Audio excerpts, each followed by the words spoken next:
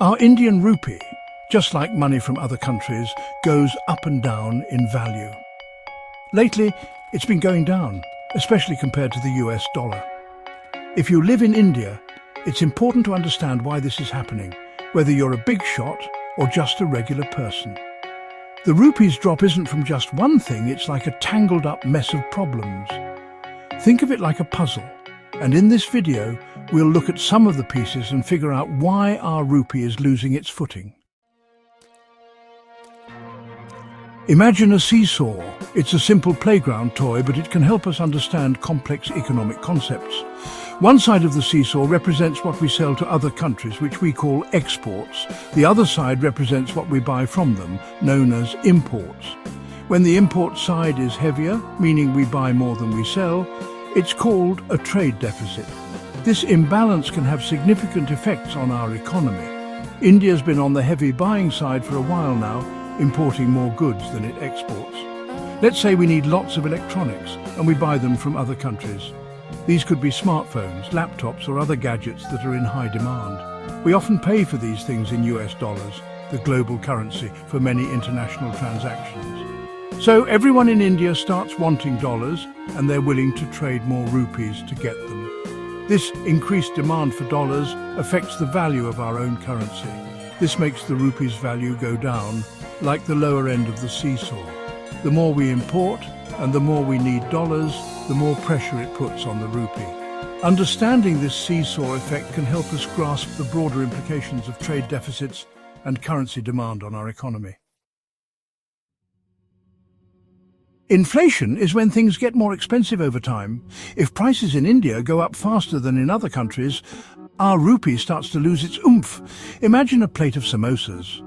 If samosas in India suddenly cost twice as much, but stay the same price in America, your rupee buys you fewer samosas here, and even fewer if you try to buy them in America.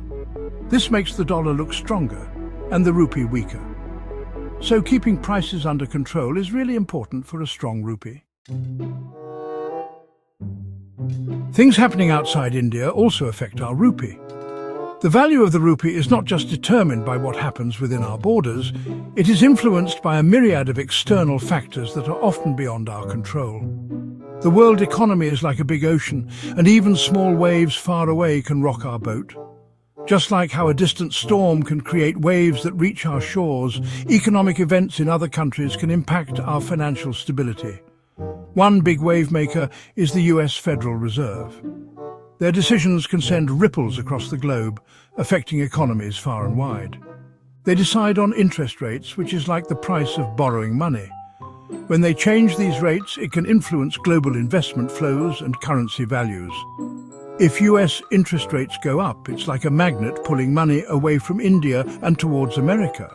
This weakens the rupee. Investors seek higher returns and the US becomes more attractive for their investments. Also, things like wars or global recessions can make people nervous. These events create uncertainty and fear, leading to a flight of capital from riskier markets. And they might pull their money out of India, which hurts the rupee too. When investors withdraw their funds, it reduces the demand for the rupee, causing its value to drop. This interconnectedness shows how global events can have a direct impact on our economy. Fixing the rupee isn't a one-day job. It requires a multifaceted approach and a lot of patience. We need to sell more things to other countries to balance our trade. This means boosting our exports significantly. This means making things people want to buy and finding new places to sell them. We need to innovate and improve the quality of our products to meet global standards.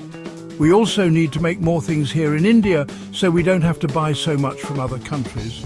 This will reduce our dependency on imports and strengthen our local industries. The Reserve Bank of India, our money manager, can try to steady the rupee by buying and selling it in the market. This is known as currency intervention. But that's like putting a band-aid on a bigger problem. It's a temporary fix and doesn't address the root causes of the rupee's weakness. The real fix is to make our economy stronger, keep prices under control, and make India a safe and attractive place for people to invest. This involves creating a stable economic environment and implementing sound fiscal policies. This will help our rupee stand tall in the world. A strong economy and a stable currency go hand in hand, ensuring long-term prosperity for the nation.